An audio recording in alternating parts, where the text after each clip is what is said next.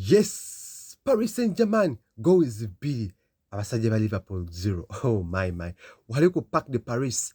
Team ya Liverpool ekubiddwa goals badde 2-0. Omusajja gwe bayita Desire Dure n'omusajja gwe bayita Kvaratskhelia be bafumise team ya Liverpool. Wakana nga omupiira gwedde 2-0. Liverpool muguno omupiira evuddeyo nga teregisters any shot on target.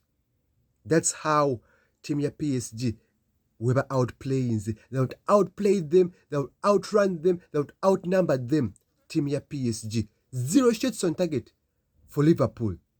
Oh my. Another poor performance for Ancelotti. Kat Ancelotti loses emipiira ena egy'eddiringano egya away.